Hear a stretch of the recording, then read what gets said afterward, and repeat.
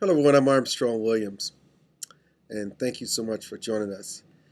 I often wonder about the irrational behavior of human beings, why they think they can always conquer um, and outpace, outmaneuver, and outmanipulate nature. It's just amazing to me. In my blog yesterday, which was posted, I talked about the loss of the life of the president of Poland, his wife, and his entire entourage. I wanted to believe that there was some kind of conspiracy involved as to why they seemed to die for no reason at all. And then we find out that air traffic controller told them under no conditions could they land where they wanted to land because it was very dangerous. But they were so consumed and so bent on getting to this ceremony with all the dignitarians that someone gave the order for the pilots to land. And obviously everyone lost their lives. So it's so irrational for you to rationalize that you can conquer nature in a storm that is so severe that anybody in their right mind would think twice about it. I've known pilots before that were pressured to land in just bad weather, and they just totally ignored the passengers because in the United States, the pilot always has the final say as to whether they will land or not.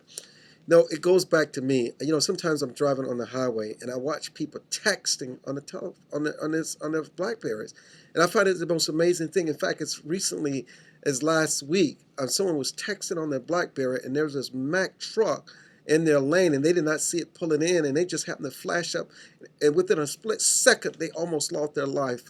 I wish you could have just seen the horror on the person's face. There was a story this past weekend in my hometown somebody who was killed on a dirt bike. Believe it or not, they were in the middle of a highway on a dirt bike, and somehow or another their helmet flew up. And their helmet flew up, and they're busy looking for their helmet, forgetting where they were, and they looked up and just crashed into a truck and died on impact. People for some reason just lose sight of just how dangerous cell phones are. I was talking to a buddy of mine about this issue, about thinking about death and why we're so irrational. And he was telling me how he was crossing the street on his cell phone, and he just happened to look up, and the car just glazed him. And it just within a split second, had he moved it in a different direction, it would have just smashed him. Cell phones, dirt bikes, cars, airplanes, left alone, are harmless. Get human beings involved, and it's a very deadly situation. We read about these situations all the time on motorcycles, on dirt bikes, where people think they can go in and out of traffic and end up just crashing, not only killing themselves, but having a massive pileup of injuries. So why do people think that they can defy death? Why do people talk on their cell phones? What is it that you need to text somebody that can't wait for you for 20 minutes or 30 minutes later for you to get to your destination? What is it worth to lose your life? Why did the president allow someone to override the judgment of the air traffic controllers where he actually tried to land this plane? Did he think because he was the president of Poland and because he had all these dignitaries and all these generals that you could not penetrate him? That he was above, beyond death, that he could not conceive that someone of his stature could die? Let me tell you something. Nature, water, fire, cares nothing about this. People can go to a swimming pool in a very innocent way. They think they're the best swimmers in the world and can lose their lives. People go to the beaches and go to different places, to these islands to scuba dive, and they get caught up in these currents, and it just carries them under. They lose their life. Even the best of us are no match when it comes to nature.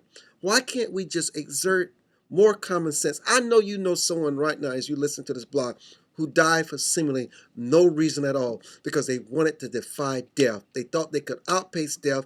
They felt they could beat death, and in the end, they lost their lives. What we need to do is step back and realize the cell phone, the driving and texting, the motorcycles, the dirt bikes, even the innocent bicycle. I've seen people, these delivery people on bicycles who thinks they're bigger than a Mack truck, and they pull up in front of a vehicle and just get smashed because they're swirling all over the place. I've seen it.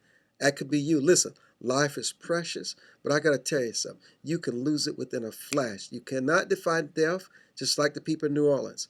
They told you that the hurricanes were coming, that the floods were coming. That was foretold for centuries. The Native Americans told the story, and people go and build in these places like New Orleans and places in Florida, and they get wiped out. I mean, look at Haiti.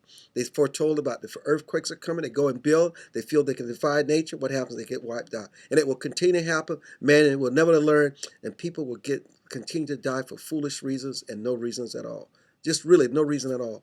Dying just for just stupidity, ignorance, selfishness, not willing to slow down, be patient, think things through, and realize that you're not invincible.